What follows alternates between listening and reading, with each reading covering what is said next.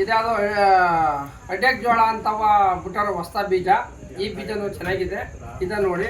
ಇದಾದ್ಮೇಲೆ ಸೂರ್ಯ ಅಂತ ಹೊಸ ತಳಿ ಇದು. ಇದು ಒಂದು ಬಂದೈತೆ. ಇದು ವಿಷ್ಣು ಅಂತ ಈಗ ನೋಡಿ ದೇವ್ರ ಹೆಸರನ್ನೇ ವಿಷ್ಣು ಅಂತ ಬಿಟ್ಟವ್ರೆ. ಒಂದು ಮನೆ ಏನು ಜೋಳ ಕೊಡ್ತಾರೆ ನನಗೆ ಅದು ಗೊತ್ತಿಲ್ಲ. ಇದು ಐಟ್ಯಾಕು. ಇದು 581 ಐಟ್ಯಾಕ್ ಜೋಳ ಅಂತ. ಇದು ಹೋಸಿದ್ರೆ ಬಂದಿತ್ತು. ಈ ರೈಟ್ ಜೋಳ ಎಷ್ಟಪ್ಪ ರೈಟ್ ಇದು?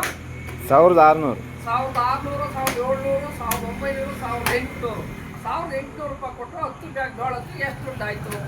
10 ಮೂಟೆ ಗೊಬ್ಬರ ದುಡ್ಡು ಎಷ್ಟಾಯಿತು? ಟ್ಯಾಕ್ಟ್ರ್ ಹೊಲ ದುಡ್ಡು ಎಷ್ಟಾಯಿತು?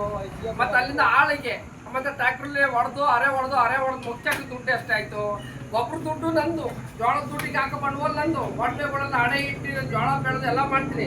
ಆಮೇಲೆ ಔಷಧಿಗಳು ನೋಡಿಲಿ, ನಕಲಿ ಔಷಧಿಗಳು ಹೋದ ವರ್ಷ ಕಳೆನಾಶಕ ಅಂತ ಕೊಟ್ಟಿದ್ದ ಮನೆಯಲ್ಲಿ ಬಿದ್ದಾಗ ಅದ್ಯಾವ ಅಂಗಡಿಗಳಲ್ಲಿ ಕೂತು ಒಂದೊಳ ಹೋಗಿಲ್ಲ ಕಳೆನಾಶಕ. ಆ ಥರ ಕಳೆನಾಶಕ ಕೊಟ್ಟರು. ಈ ವರ್ಷ ಕಳೆನಾಶಕವ ತಗೋಬೇಕು ಅಂದರೆ ನೋಡಿ ಒಳ್ಳೆ ಅಂಗಡಿ ಹುಡುಕಿ ತಗೊಳ್ಳಿ. ಅವರು ಅಂಗಡಿ ಯಾರದೇ ಅಂಗಡಿ ಆಗಿರಲಿ ಆ ಅಂಗಡಿ ಮೇಲೆ ಕಂಪ್ಲೇಂಟ್ ಮಾಡಿ. ರೈತರುಗಳು ಗೊಬ್ಬರದ ರೇಟ ಕಮ್ಮಿ ಮಾಡಿ. ಜೋಳದ ರೇಟ್ ನೋಡಿ ಇಷ್ಟು ರೈಟ್ ಕೊಟ್ಟು ನಾನು ಜೋಳ ತಗೊಂಡಾಗ ಜೋಳ ಹಾಕ್ತೀನಿ. ನಿಮ್ಮ ಮನೆ ಆಳ್ಬಿದ್ದಾಗ ನಾನು ಜೋಳ ತುಂಬಕ್ಕೆ ಯಾಕೆ ಕಮ್ಮಿ ರೇಟ್ ತುಂಬ್ತೀನಿ?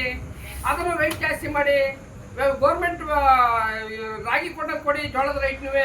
ನಾವು ಬದಿ ಕಳ್ಕೊ ಬಡವರು ನಾವು ಕಷ್ಟಪಡತ್ತಲ್ವಾ? ಹಳೆ ಬಟ್ಟೆ ಹಾಕ್ಯಂದಿರ್ತೈತೆ ಸ್ವಾಮಿ, ಹೊಸ ಬಟ್ಟೆ ಹಾಕ್ಯಂದಿಲ್ಲ. ಹಳೆ ಬಟ್ಟೆ ಹಾಕ್ಯಂದು ಒಂದು ಜೀವನ ಸಾಕ್ತಿರೋದು. ನಿಮ್ಮಂಗೆ ಯಾರೋ ಕಂಡಾಡ ದುಡ್ಡಲ್ಲಿ ಶೋಕಿ ಮಾಡ್ತಲ್ಲ ನಾವು ರೈತರ ಮಕ್ಕಳು.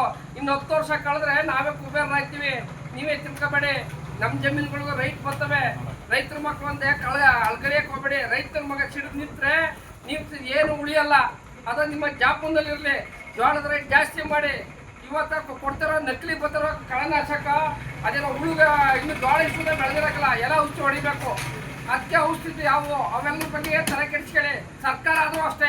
ಸರ್ಕಾರಕ್ಕೆ ಹೇಳ್ತಾರೋ ನಾವು, ಸರ್ಕಾರದವರು ಇದ್ರ ಬಗ್ಗೆ ತಲೆ ಕೆಡಿಸ್ಕೊಂಡು ರೈತರುಗಳು ಅನುಕೂಲ ಆಗಂಗೆ ಮಾಡಿಕೊಡಿ. ಇಲ್ಲ ಮಾಡಿಕೊಡಲ್ಲ ಅಂದರೆ ಬತ್ತಿ ಬಟ್ಟೆ ನಡೆಸ್ಬೇಕಂತ ಎಚ್ಚರ.